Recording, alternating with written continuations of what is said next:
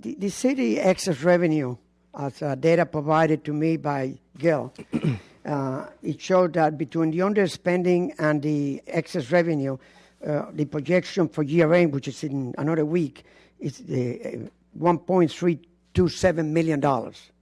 Okay, then we have the increase in property values. Okay, so I'm going by data provided to me by the tax assessor of Collier County. Okay, about 70% of the residents, okay, of Collier County and Marco Island reflects that pretty much the same, are no homesteaders.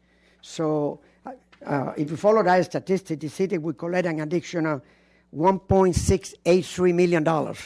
If you add the two numbers, that's a little bit in excess of $3 million that the city will have. Okay, so my recommendation is that we go back to the rollback rate. By the way, just an 8% increase net to a lot of people in the island. That's a lot of money.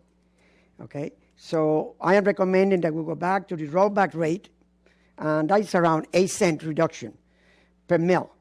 And if you take the per mil calculation, every penny reduction reduces the collection by $86,000. You multiply that times 8, is slightly less than $700,000. You subtract the $700,000 from the $3 million that the city will have between the increase of property values plus the excess of 2015, it will leave you at least a net, okay, extra money of $2.3 million. Okay, that's more than sufficient for the city needs.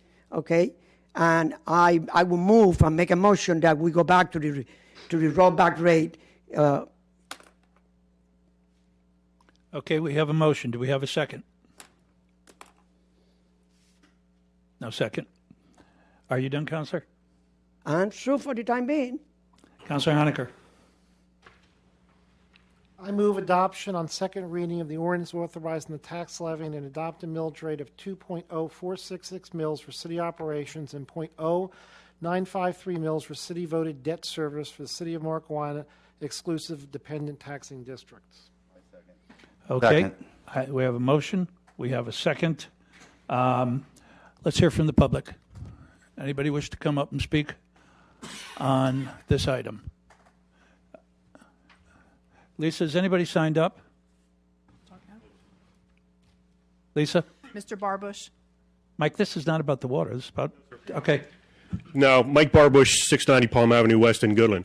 I would like to thank you for putting us in the budget this year for the road out in Goodland, and I appreciate the efforts that we're going to have between the county, the Conservancy, and the citizens of Goodland. I just wanted to come and thank you. After all the times 8 years I've been coming and asking you for this, and now we finally have it, and I look forward to working with you and the Conservancy and the county to get the road squared away. Thank you, Thank Mike. you very much. Jared, did you want to come up? Again, for those of you who aren't used to coming to council meetings, the lack of formal request, because these are people that I know well, and they don't mind that I just use their first name. Thank you. Jared Grifoni, 141 Leland. After the first reading of the ordinance at the last meeting, you adopted the 2.0466 per 1,000. The facts are that the total property values on Marco Island have increased from $7.96 billion last year to $8.6 billion approximately for this 2016 fiscal year. Now, that doesn't tell the whole story. The 2.0466 is actually, as Mr. Rios mentioned, at least 7.21% above the rollback rate and will result in a tax increase and an increase in revenue for the city of $1.6 million more than last year. Now, instead of taking more money from citizens, council should approve the rollback rate. That would establish a tax rate at the same amount generated from the property values that the city received last year from ad valorem. And that's an important point. The city government will get the same amount of money as last year with the rollback rate. Otherwise, you're increasing funds collected from the citizens, you're raising taxes, you're taking more money. Now, arguing about keeping the millage rate the same as last year, it's semantics. And the reality is any rate approved above the rollback rate is a tax increase. It's a tax hike, taking more money out of citizens' wallets and putting it into city coffers.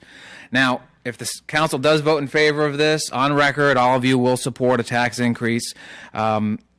and the voters of this island will not be happy about it. It's a penalty against hardworking community members. It's a penalty against hardworking citizens who make property values increase by their own sweat of their backs, and more often than not, in spite of government getting in the way. A government should not be entitled to a property tax increase or more money, entitled to a raise simply because our values increase in our homes. If government thinks it can get away with telling you that you're going to pay more money this year, but you're taxed at the same rate, and that's not a tax increase, and you're better off for it, it's just unbelievable. It's not true.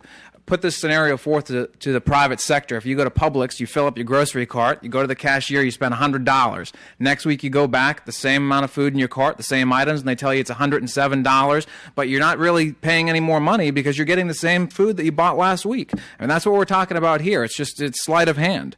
But this really isn't the worst of it, because you have to look at the fiscal situation, the economic impact for the citizens of this island. Limited wage growth overall affects a huge chunk of Americans, not just here on Marco. But the May 2015 real median income is 4% below where it was when the recovery, quote unquote, started.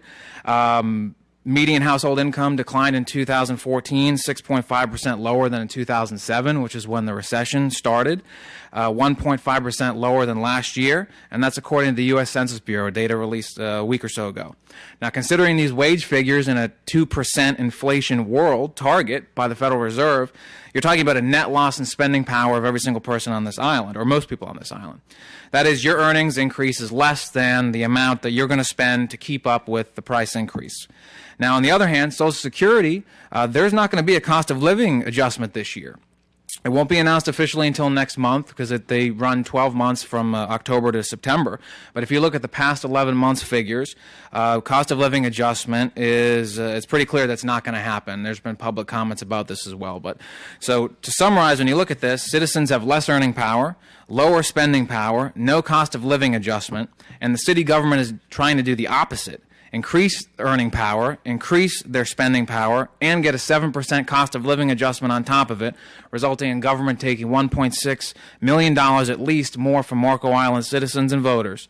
Now, this is despite all the economic indicators indicating the government should be taking less and the people should be retaining more. So I think citizens are tired of having to live by one standard of reality, a responsible one, and government making up their own as they go.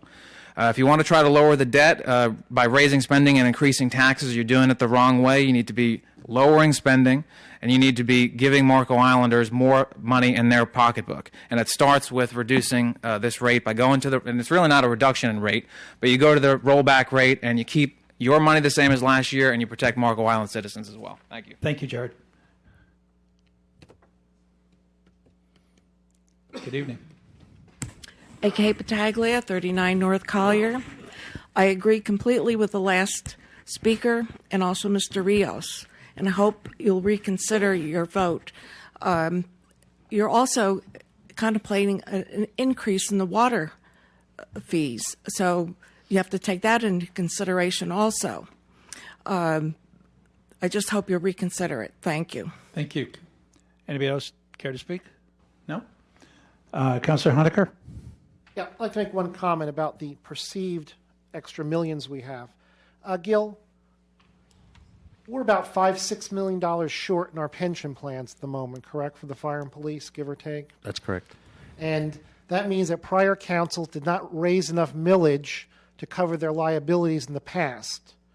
We've got a plan going forward here where we're trying to pay off the liabilities, so we don't have extra money. We actually need to raise more money to cover our liabilities. It's like going to the supermarket and not paying for your food from last year and letting it ride on account while you're eating off of the food this year. So we don't have extra money. We're using it to pay down pension liabilities that were let to go out of control by prior councils. Thank you. Thank you. And as we are in contract negotiation, I'm not sure just how much I can speak, but our hope, and correct me if I'm wrong, Gil, our requirement, should we adopt the contract proposals, is that 3 years from now, we must be in a position to pay out our pension deficiencies. Is that correct? That's correct. To fully Which fund. currently are about $7.5 million altogether. Slightly under 7. Okay, thank you. Vic, one more bite at it, and then we'll Yeah, call well, it. you know, Please. The problem is government never have enough to pay anything. That's the issue. They always come you with this story. If it's not pensions, it's another building. And you're probably going to see it each week on the papers, about talking about putting another monstrosity on Veterans Park, okay, and go back to some of you and say we need another $5 million in Aspire. So government is always inventing how to spend your money. You know, they can do that because, that taxpayer have no choice. They live here and either they pay it or what do? Okay, what government needs to do is tighten their belt and do like private interests to do it. Okay, like the public said, Mr. Gufoni stated, the economy is not doing as great as some people like to believe. And, a lot of the people in this town, okay, are in Social Security. And next year they're going to get zilch. Okay, and we're raising $8 million. And my proposal is to provide the city with $2.3 million, Mr. Honecker, $2.3 million to help pay that pension. What I'm asking is roll back. You only reduce the intake by $700,000. That will help a lot of our citizens. So I'm taking into consideration that we need to pay the sin of previous councils, but we're committing a sin here by keeping increasing the tax rate. Thank you very much. Thank you. Ken, one more? Well, I'd just like to know what do you want to cut? Do you want to eliminate 3 police officers, 3 firefighters? Where are we going to make the cuts? I hear a lot of cut, and tightening belt, but I hear no specifics. I'm open to everything. What do you want? You want to sit down and go over it with Escapo? I'd be very happy to spend the next 10 hours with you, one-on-one. That opportunity was when we were doing our budget Come workshop. on, give me a break. Guys, Give me a break. That wasn't done like that. Please, this is, we're not debating now. We have a motion, and you've had an opportunity to make your comments. We've had citizens' comments. Lisa, would you call the... Counselor Honecker? Yes. Vice Chair Brown? Yes. Counselor Patrica? No. Counselor Beatty? Yes. Counselor Honig? No. Counselor Rios? No. Chairman Satcher? Yes, motion passes 4-3. Gil?